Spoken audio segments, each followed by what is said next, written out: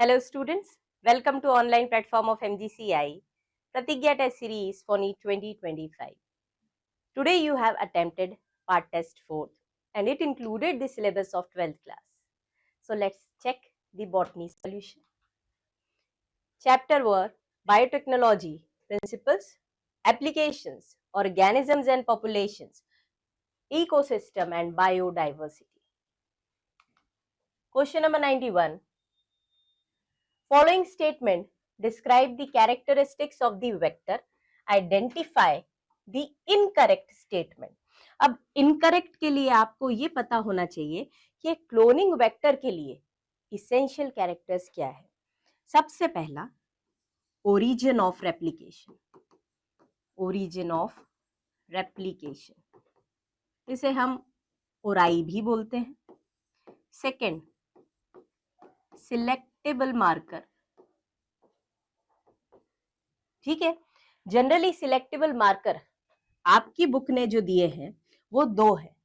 First one is antibiotic resistance, antibiotic resistance gene. Second one is lake Z gene जो दिया है chromogenic substrate में,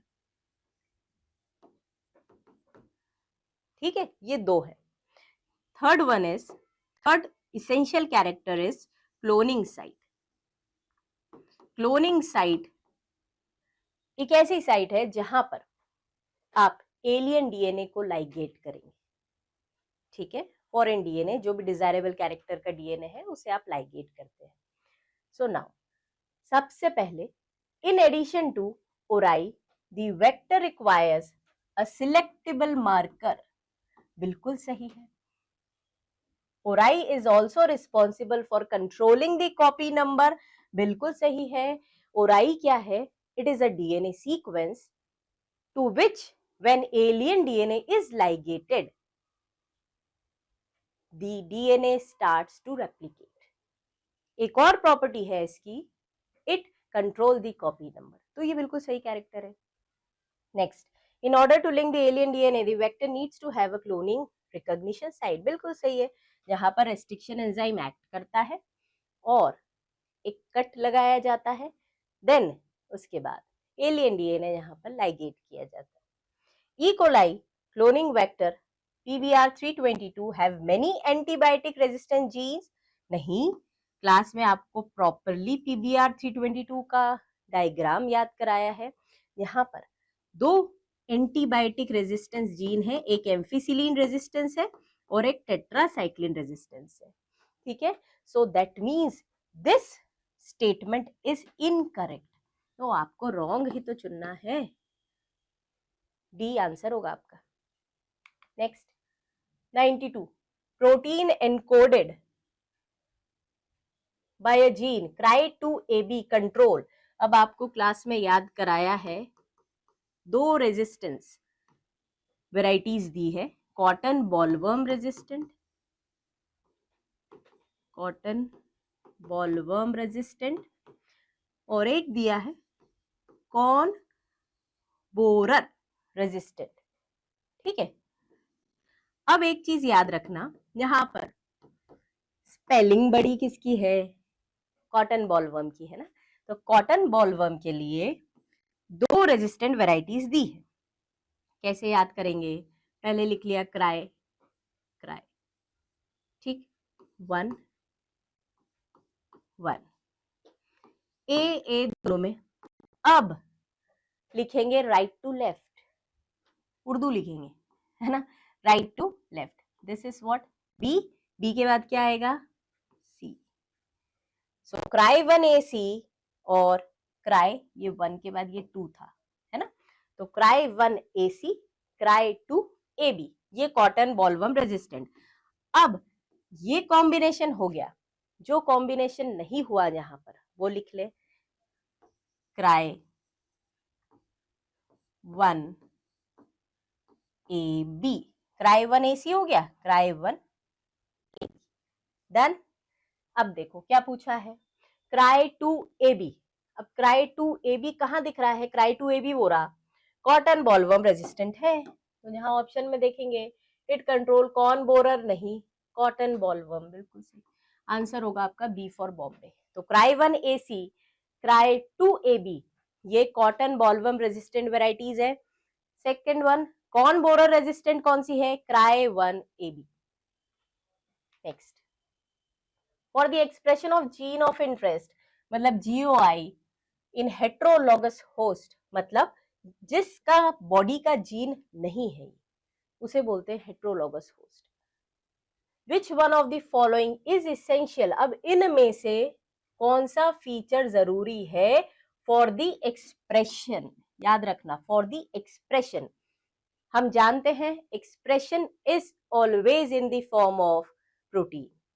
अगर आप चाहते हैं कि किसी जीन को एक्सप्रेस करना है so ultimately it has to form that particular protein. अब प्रोटीन बनाने के लिए mRNA चाहिए, mRNA बनाने के लिए आपको चाहिए DNA, और DNA में हमने देखा था ट्रांसक्रिप्शन यूनिट। ट्रांसक्रिप्शन यूनिट में किसके आधार पे सारी सीक्वेंसेस या फिर हम बोल सकते टेम्पलेट DNA को डिसाइड किया जाता है, दैट इज प्रमोटर। यहाँ पर देखिए ओराई, देखो ओराई तो ऐसे जरूरी है पर वो एक क्लोनिंग वेक्टर में होना चाहिए और रेप्लिकेशन। यहाँ उसने बोला है जीन ऑफ इंटरेस्ट के एक्सप्रेशन के लिए, तो यहाँ एक ही ऑप्शन दिखता है प्रमोटर। ठीक है, next question number 94, select the correct statement. Alkaline pH of gut triggers activation of protoxin to active Bt toxin of Bacillus thuringiensis in bollworm। ये सही लग रहा है, पहले ही स्टेटमेंट सही लग रहा है।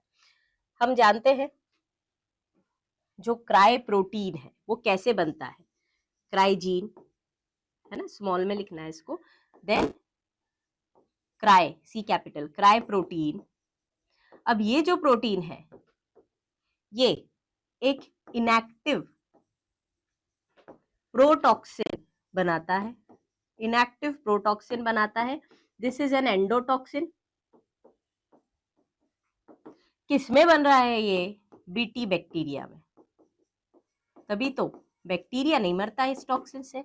बट जैसे ही इस टॉक्सिन को इंजेस्ट कर लिया जाता है, इंजेस्टेड बाय इंसेक्ट, तो इंसेक्ट की गट का एल्कलाइन पीएच, कैसा पीएच है बेटा, इंसेक्ट की गट का एल्कलाइन पीएच, इसमें ये टॉक्सिन के जो प्रोटीन क्रिस्टल्स है वो सोल्यूबलाइज हो जाते हैं एंड टॉक्सिन कैसा हो गया, एक्टिव। और उसके बाद वो क्या करता है, मिडगट एपिथेलियल लाइनिंग में छोटे छोटे परफोरेशंस कराएगा। स्मॉल परफोरेशंस के कारण से वाटर एंटर होता है, स्वेलिंग होती है सेल्स की, और देन लास्ट में सेल्स बर्स्ट हो जाती है, लाइसिस हो जाता है सेल्स का। ठीक है, तो यहाँ पर देखो ऐसा स्टेटमेंट, ये एसिडिक पीएच है, ये गलत हो गया ना। Moist surface of midgut trigger नहीं करता, बॉडी टेम्परेचर ट्रिगर नहीं करता, तो जो हमने पहला ऑप्शन देखा था वही सही है।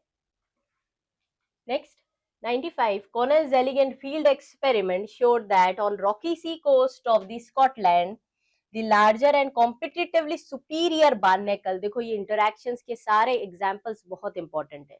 आपको याद कराया था बार्नेकल्स, जो दो बार्नेकल्स थी कंपटीशन में, यहाँ पर एक थी बेलेनस, एक थी कैथेमलस।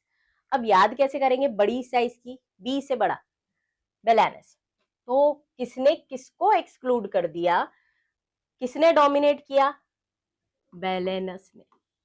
बेलेनस dominates the intertidal area and excludes the smaller barnacle Cathameles। ये छोटी सी थी, सी से छोटी।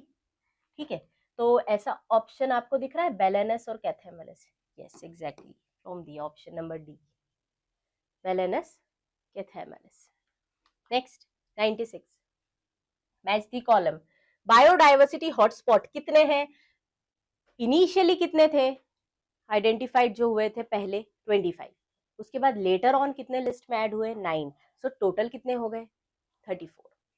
सो बायोडाइवर्सिटी हॉटस्पॉट है 34, बायोस्फीयर रिजर्व है 14। आपके एनसीईआरटी के डेटा के हिसाब से बात कर रहे हैं, अभी बढ़ गए हैं नंबर। नेशनल पार्क एन से 90, ये फर्स्ट है ना, ये 14 वाला क्या था, ये second one. Then wild life sanctuaries 448, तो सही जगह लिखा है। So 3214, 3214 option Bombay. एक ही ऑप्शन था 3 से started. Next, which ecosystem has the maximum standing crop? Standing crop समझते हैं आप, the amount of biomass available, the amount of biomass available, तो वो होता है स्टैंडिंग क्रॉप। अब यहाँ पर स्टैंडिंग क्रॉप में हम देखें सबसे ज्यादा, तो सबसे ज्यादा स्टैंडिंग क्रॉप किसमें होगा?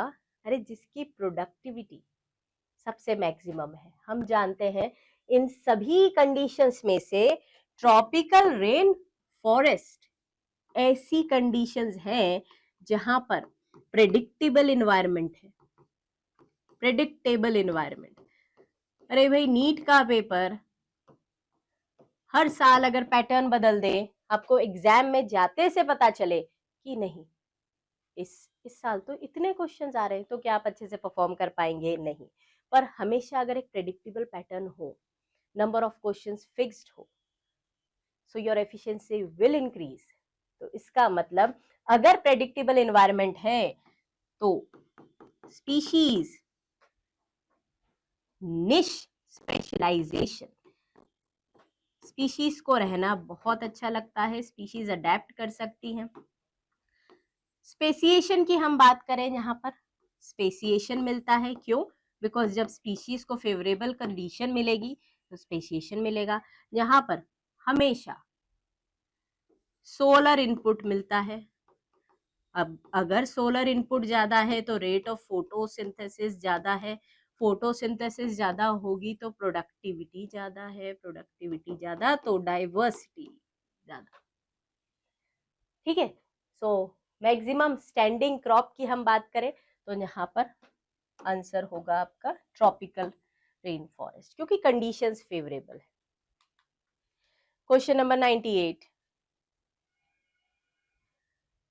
what type of ecological relationship that can involve either members of the same species or different species in which both participants are harmed? मतलब दोनों को नेगेटिव इंटरैक्शन है, पहले ही टेबल में दिया है। नेगेटिव इंटरैक्शन का मतलब क्या है? देखो अडेप्टेशन में इंटरैक्शन की बात नहीं है। अडेप्टेशन तो क्या होता है कि अगर लॉन्ग टर्म स्ट्रेसफुल कंडीशन है तो ऑर्गेनिज्म अडेप्ट करता है। पैरासिटिज्म में एक को पॉजिटिव एक को नेगेटिव, कंपटीशन में दोनों नेगेटिव है, मेंसिलिज्म में एक को नेगेटिव और एक को न्यूट्रल। तो आंसर होना चाहिए दोनों नेगेटिव, मतलब competition. 99, which of the following not related to biodiversity hotspot? ठीक है, हॉटस्पॉट क्या है आप बहुत अच्छे से जानते हैं।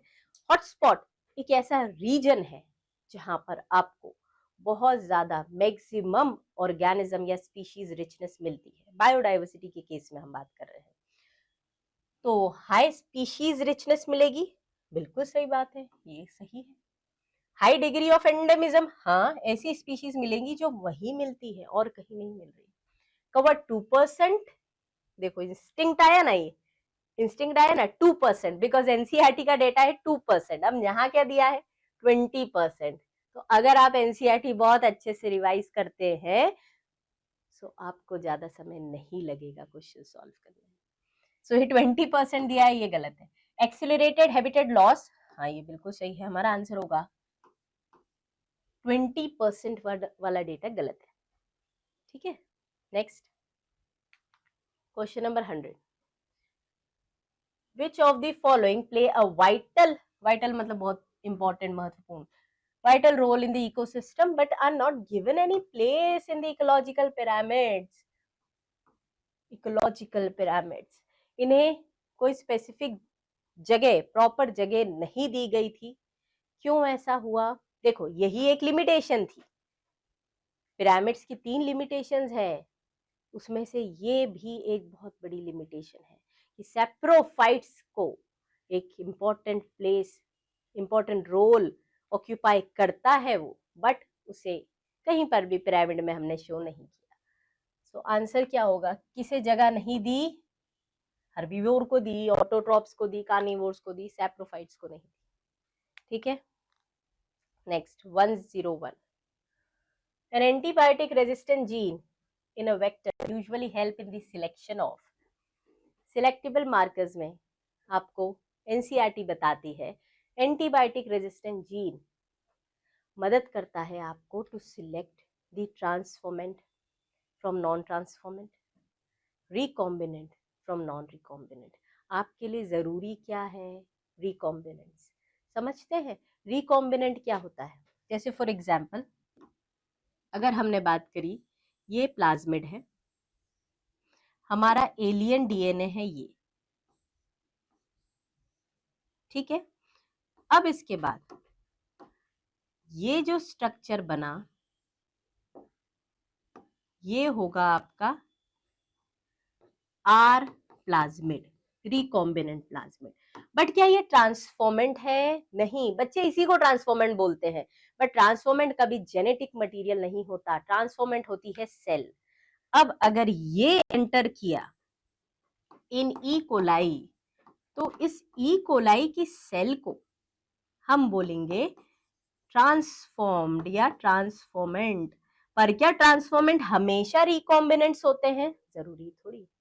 ऐसे भी प्लाज्मिड होते हैं कि जो सेल्फ लाइगेट हो जाते हैं। सेल्फ लाइगेट का मतलब होता है जो खुद जुड़ गए। अब इसने एलियन डीएनए को नहीं लिया, ये है SLP, ये भी ई कोलाई में घुस गया। तो अब ऐसा ई कोलाई जिसमें SLP है, ये रिकॉम्बिनेंट नहीं है, बट कैसा है, ट्रांसफॉर्मेंट। ये है ट्रांसफॉर्मेंट बट नॉन रिकॉम्बिनेंट। और ये इसमें कौन गया, इसमें एंटर की किसने, हमारे रिकॉम्बिनेंट प्लाज्मिड ने। तो ये ट्रांसफॉर्मेंट तो है, बट ट्रांसफॉर्मेंट के साथ साथ हमारा काम का भी है, मतलब रिकॉम्बिनेंट ट्रांसफॉर्मेंट है। ठीक है, तो अब कुछ ऐसे होते हैं ई कोलाई जो रेजिस्ट करते हैं, बोले नहीं, हम तो किसी भी बाहर के प्लाज्मिड को एंटर नहीं होने देंगे, चाहे वो SLP हो, चाहे वो रिकॉम्बिनेंट प्लाज्मिड हो। तो ऐसे ई कोलाई जिसमें कोई प्लाज्मिड नहीं गया बाहर से, वो होते हैं नॉन ट्रांसफॉर्मेंट। तो ये तो आपके काम का बिल्कुल नहीं होगा, क्योंकि इसमें तो कोई जेनेटिक मटेरियल एंटर ही नहीं किया। ठीक है, तो किसे सिलेक्ट करना है, selection of transformed and non recombinant bacterial cell, ये सही है। Identifying and eliminating non transformed, हाँ ये जरूरी नहीं है ना, इसकी कोई जरूरत नहीं है, तो इसे हम एलिमिनेट कर देते हैं। सो दोनों ही सही है, both B and C. 102, choose the mismatch from the following. Mismatch गलत चुनना है आपको। बासमती राइस की 27 डॉक्यूमेंटेड वेराइटीज है इंडिया में, सही है। रोजी काऊ डेवलप्ड इन 1997, सही है ये भी। Patent on basmati rice by an American company 1997, ये भी बिल्कुल सही है। First clinical gene therapy ADA deficiency के लिए 1990 1990 में दिया था, ये क्या दिया है 1901, गलत है। Next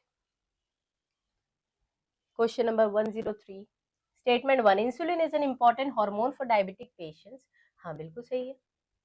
A and B chain of insulin can be produced by using recombinant DNA technology separately, हाँ याद है, Eli Lilly company, an American company, has produced the 2 polypeptide chains of insulin separately by recombinant technology in E. coli।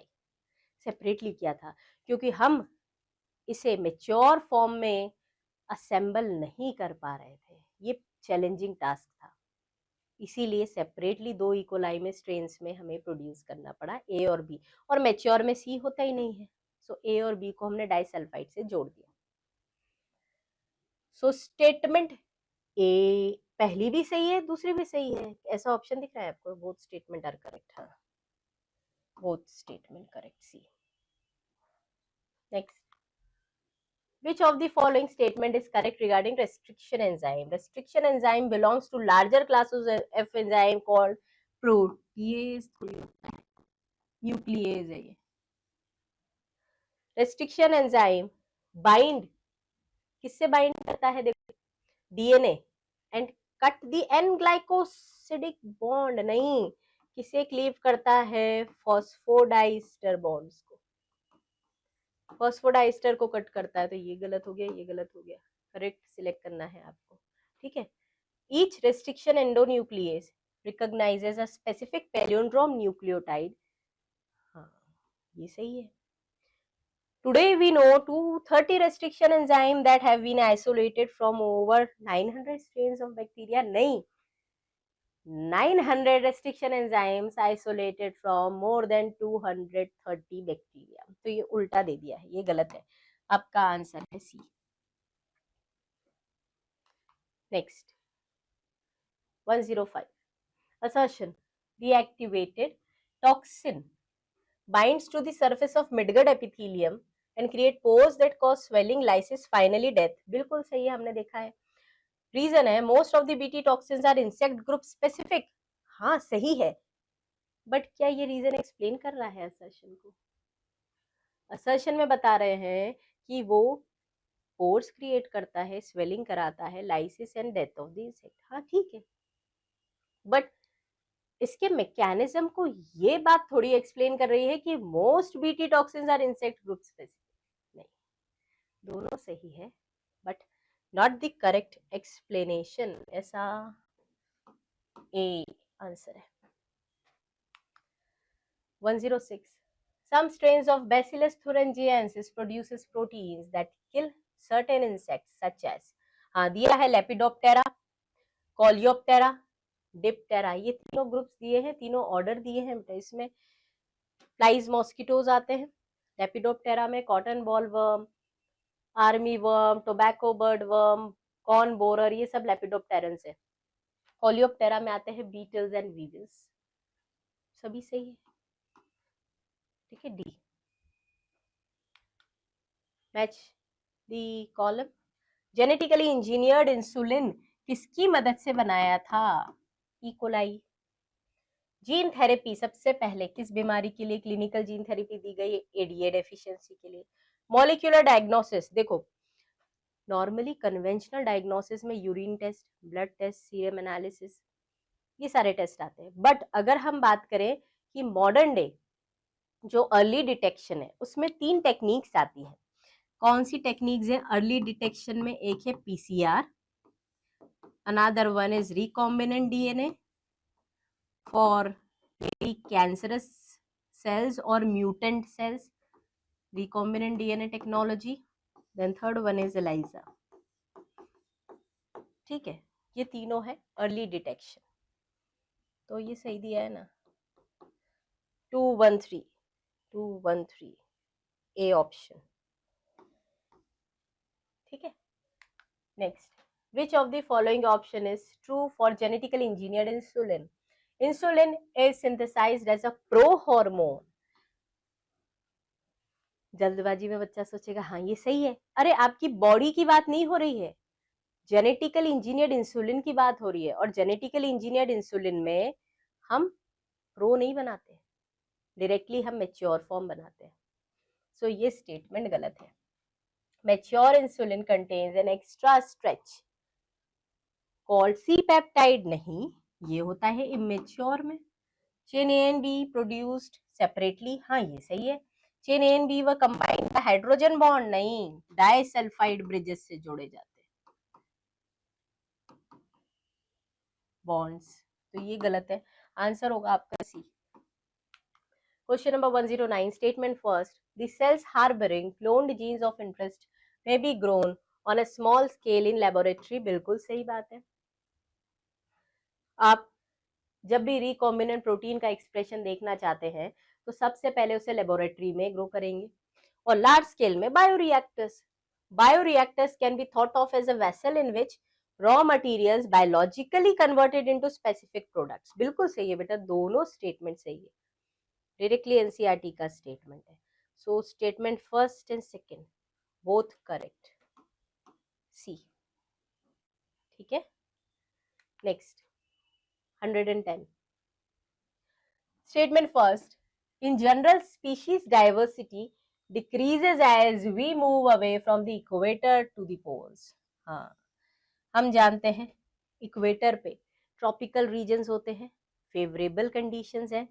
यहाँ से अगर ऊपर की तरफ जाओगे या फिर टुवर्ड्स द पोल जाएंगे कहीं पर भी, तो डाइवर्सिटी क्या होगी? कम, बिकॉज फेवरेबल कंडीशंस कम हो जाती है। ठीक है, सो फेवरेबल कंडीशंस डिक्रीजेस तो डाइवर्सिटी डिक्रीजेस।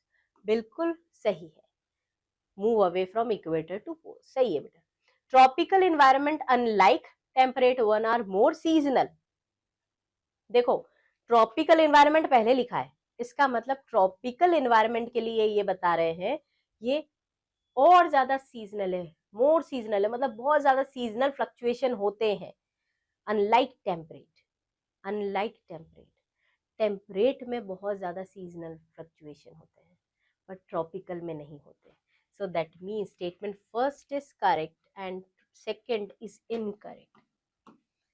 ठीक है, यहाँ पर क्या आना चाहिए था? लेस सीजनल होता अगर तो सही होता, because tropical environments are more predictable, ज्यादा सही अनुमान लगा सकते हो, दैट मीन्स लेस सीजनल है। Next 111 the evil quadrate, 4 evil quadrate है आपकी। Which one is considered for the extinction of species which are associated in an obligatory way? Obligatory मतलब दोनों एक दूसरे के साथ बहुत इंटेंस रिलेशन में है, एक हट गया तो दूसरा भी मरेगा। ऐसा होता है host parasite and the symbiotic associations. तो यहाँ पर हम देखें, ओवर एक्सप्लॉइटेशन नहीं, एलियन स्पीशीज इन्वेजन नहीं, को एक्सटिंक्शन, एनसीईआरटी ने को एक्सटिंक्शन में प्लांट पॉलिनेटर रिलेशनशिप दिया है एंड होस्ट पैरासाइट रिलेशन दिया है। This one is correct. Next 112 the number of trophic levels in the grazing food chain is restricted. Number of trophic level क्या है? कम है। हाँ, हम जानते हैं ना कम है। क्यों कम है? बिकॉज जैसे जैसे हम प्रोसीड करेंगे as per the 10% energy law, the energy decreases. तो यहाँ पर the transfer of energy in the grazing food chain follows 10%। लो बताओ, बहुत सही बात है और सही एक्सप्लेनेशन भी है। So assertion is true,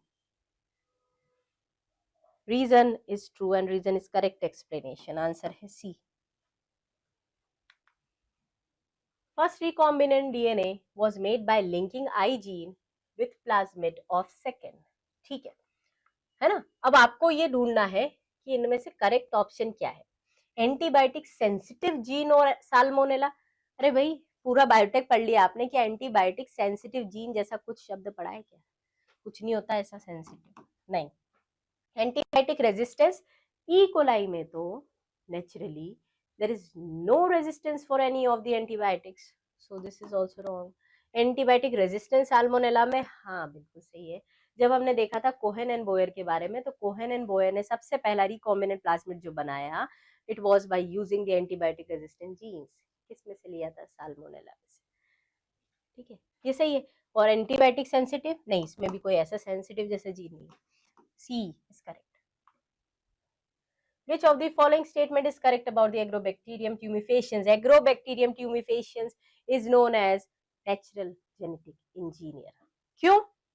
Because it has the tendency to attach itself naturally to the roots. It is a non-pathogenic bacterium to plant। गलत है, क्या चुनना है इसमें से? करेक्ट चुनना है ना? हाँ, ये तो गलत हो गया। It transforms tumor cells to the normal cells। नहीं, normal cells to tumour cells होता है, ये गलत दिया है। डिलीवर्स टी डीएनए, हाँ टी डीएनए का फुल फॉर्म बताओगे? ट्रांसफर डीएनए, ये सही है। हाँ, it is used to deliver gene of interest to both prokaryote as well as eukaryotic host. नहीं भैया, प्रोकैरियोट के लिए इसे हम यूज नहीं कर रहे हैं, हम इसे किसके लिए यूज कर रहे हैं? यूकैरियोटिक सेल्स, होस्ट प्लांट में यूज कर रहे हो ना, प्लांट में डिलीवर कर रहे हो ना gene of interest. So this is actually the modified Agrobacterium tumefaciens. ठीक है, सो ये भी गलत हो गया, तो यहाँ पर सही है सी.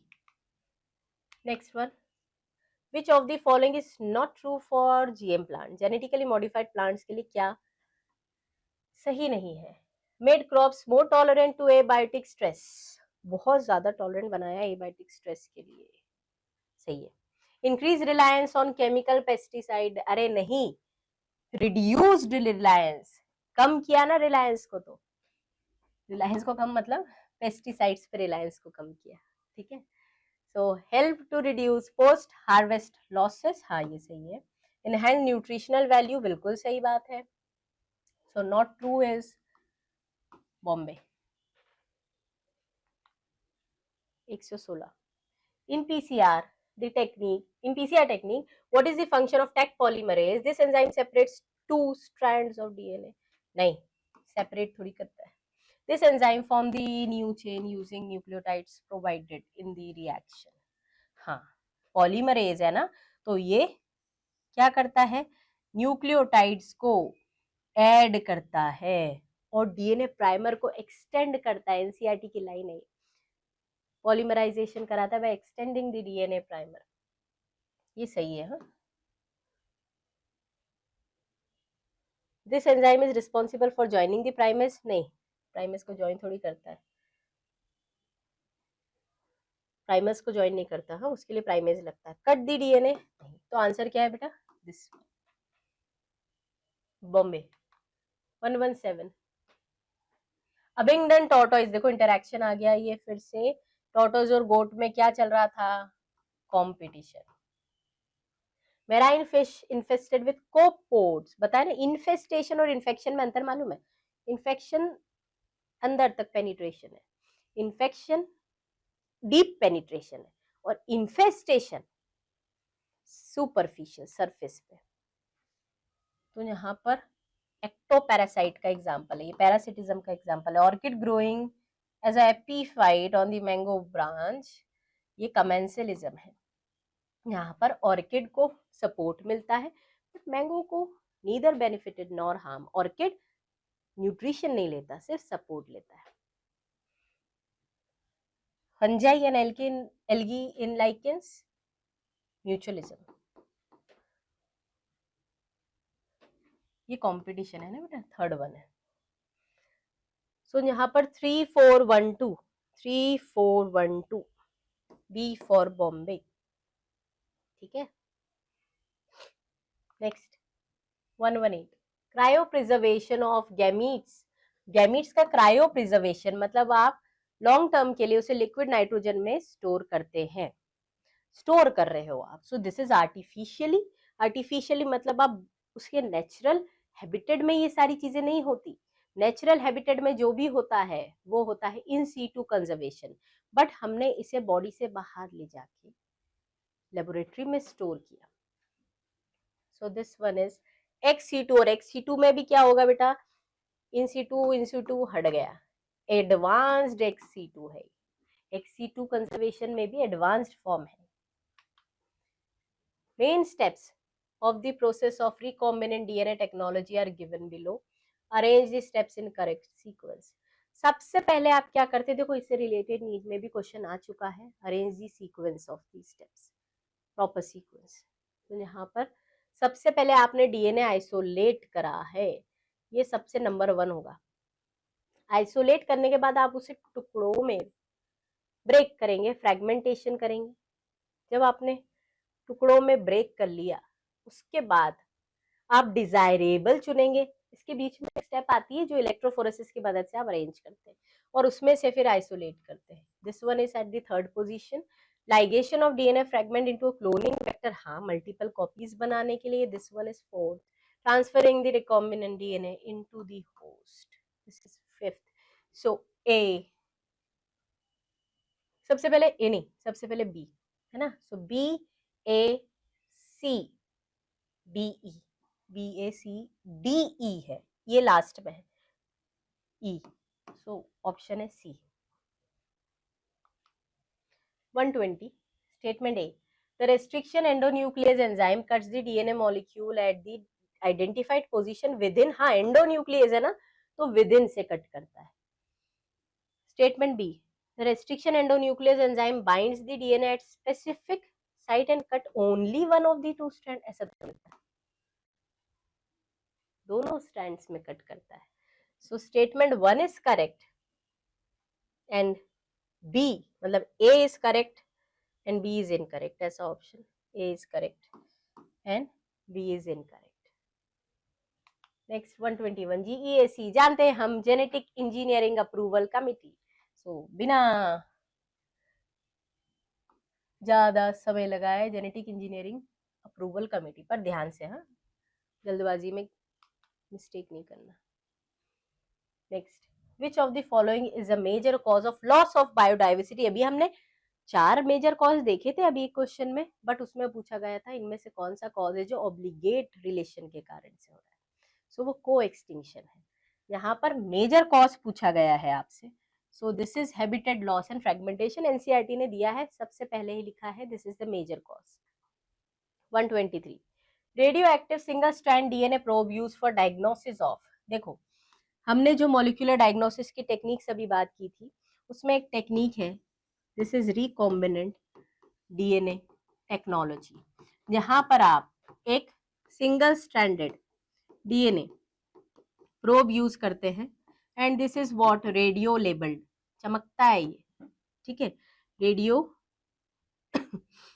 लेबल्ड है. अब ये रेडियो लेबल्ड है. आप जानते हो नॉर्मली जो जीन्स का सीक्वेंसिंग है, नॉर्मली ह्यूमन जीनोम ने जीन का सीक्वेंसिंग बना के रखा है, ठीक है.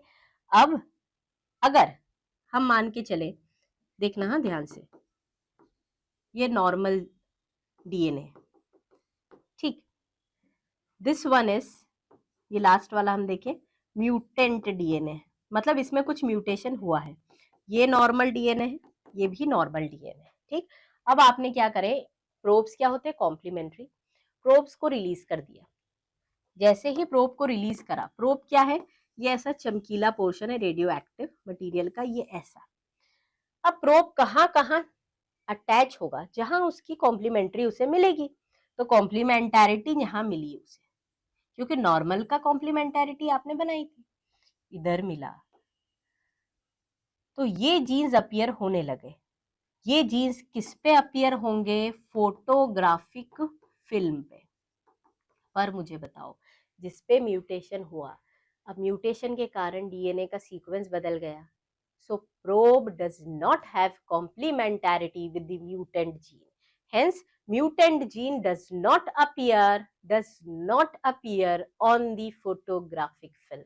याद रखना, हाँ यहाँ पर अगर नहीं चमका तो दिक्कत है, पर एलाइजा में अगर चमका तो दिक्कत है, ठीक है.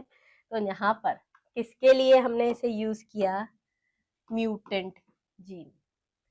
Next 124 which of the following options is correct regarding the natality. natality पता है, बर्थ रेट. बर्थ रेट मतलब नंबर ऑफ इंडिविजुअल्स जो नए पैदा हुए, हम उसे किस में जोड़ेंगे, फाइनल डेंसिटी में. अरे नहीं, फाइनल तो बनती है, इनिशियल में ऐड करोगे आप. सो ऐसी definition refers to the number of birth during given period that added to final density. नहीं, गलत है. refers to number of death, ये तो बिल्कुल ही गलत है, डेथ हटाई दे. natality refers to birth during a given period population added to initial density. बिल्कुल सही है, definition है. हाँ 125 assertion unless one cuts the vector and the source DNA with the same restriction enzyme, recombinant molecule cannot be created. बिल्कुल सही है, because restriction enzyme अगर differ करता है, सो आपके प्लाज्मिड में कुछ और कट बनेगा और एलियन डीएनए में कुछ और कट बनेगा. तो notches will not fit to each other. Shape ही बदल गया ना, आपने नॉच का शेप बदल दिया, तो क्या फिट होगा वो, नहीं. यहाँ पर ये बिल्कुल सही स्टेटमेंट है. रिकॉम्बिनेंट मॉलिक्यूल बनाने के लिए आपको सेम रेस्ट्रिक्शन एंजाइम चाहिए. when cut by the same restriction enzyme resultant DNA fragments have the same kind of sticky ends. हाँ, तभी तो वो लाइगेट होगा। तो ये असर्शन को बहुत अच्छे से समझा रहा है। ऐसा कोई ऑप्शन दिख रहा है? Yes, and correct explanation.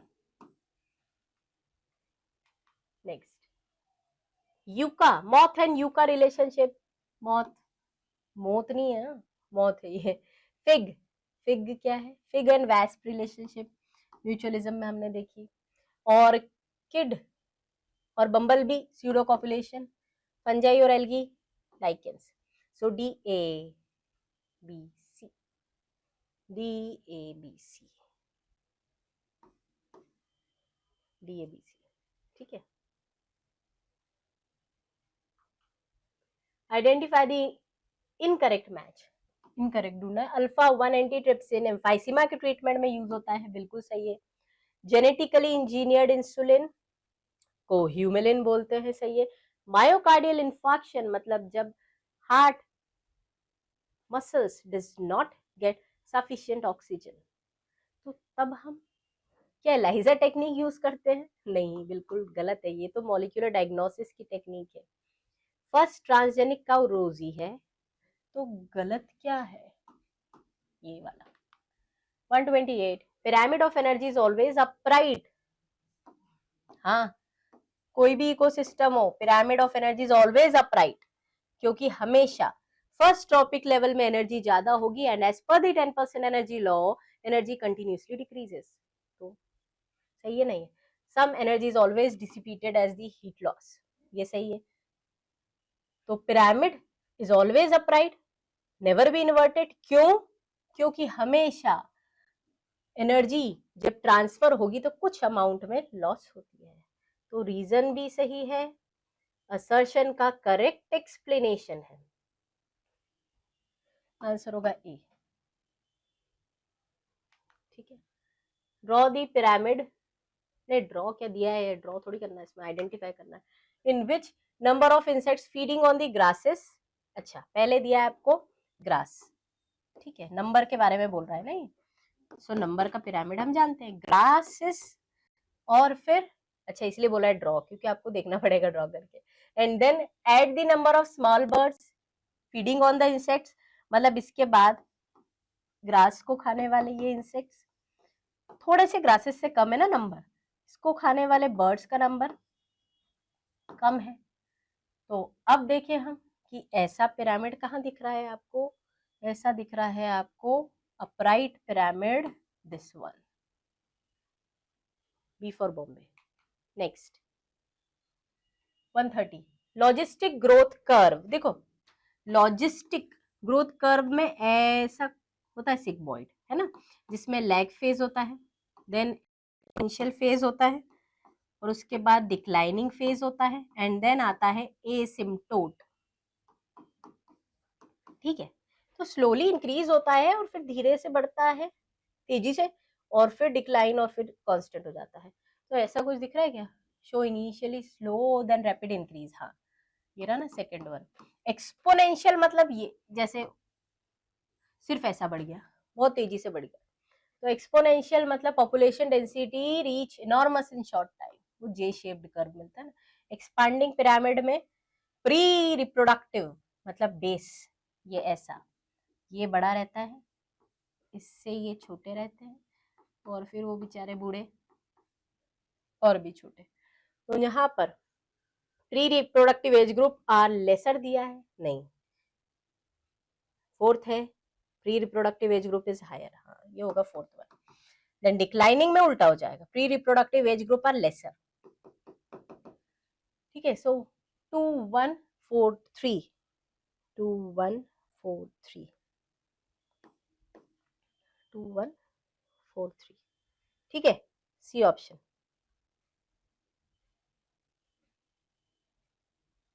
Next 131, which of the following is example of XC2। XC2 मतलब थ्रेटेंड स्पीशीज है, उसके खुद के घर में खतरा है, तो आप उसे वहां से दूर ले जाएंगे प्रोटेक्टेड एनवायरनमेंट में।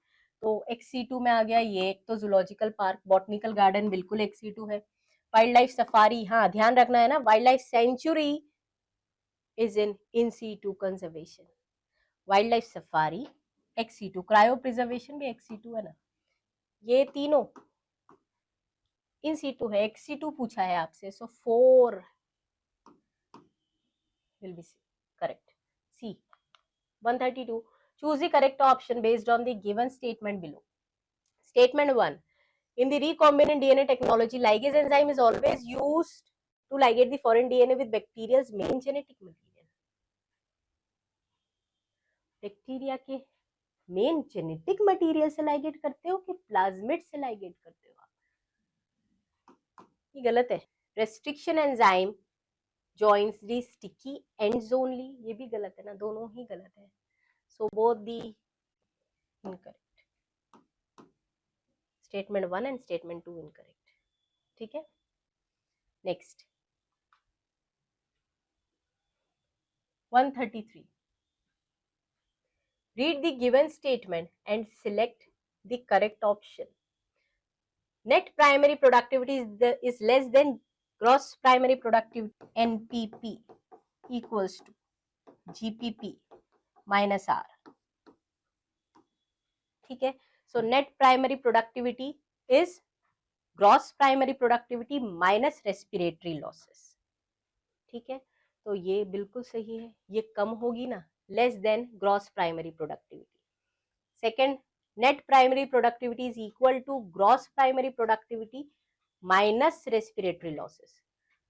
So NPP is equal to GPP minus respiratory loss. हाँ सही है. और ये कम क्यों है? बिकॉज इसमें से रेस्पिरेटरी लॉसेज आपने हटा दिया. दोनों स्टेटमेंट सही है. ठीक है. बट ये असर्शन रीजन नहीं है, दोनों स्टेटमेंट है. That means both statement 1 and 2 correct. हाँ, पर एक्सप्लेनेशन भी दिया है. So this is A. 134. Golden rice, vitamin A, Bt cotton, nematode. देखो इसमें सबसे पहले क्या चुनना है आपको? Correctly matched. So golden rice vitamin A enriched rice है, बिल्कुल सही है. बीटी कॉटन नीमेटोड रेजिस्टेंट थोड़ी है. क्राई प्रोटीन इंसेक्टिसाइडल प्रोटीन, हाँ बिल्कुल सही है. Meloidogyne incognita root knot disease कराता है. रोजी काउ अल्फा 1 एंटीट्रिप्सिन गलत है. So how many about options are correctly matched? यहाँ पर दिख रहा है आपको 1 2 3. करेक्टली मैच्ड है 3. Next 135. assertion cryogene expressing crop is resistant to a group of insect. हाँ सही बात है ना, हमने 3 अभी ऑर्डर्स देखे, उसके लिए रेजिस्टेंट है. Cry proteins produce Bacillus thuringiensis are toxic to larvae of certain insects. सही है. तो क्यों ये रेजिस्टेंट है? बिकॉज इनके द्वारा कुछ ऐसे टॉक्सिन्स रिलीज होते हैं जो पर्टिकुलर इंसेक्ट ग्रुप के लिए टॉक्सिक है. तो assertion भी सही है, रीजन भी सही है, and it is correct explanation of assertion A. ठीक है. Both assertion reason are true and reason is correct explanation. So students, this ends with the botany solution. Hope so your score is very good this time. Thank you so much.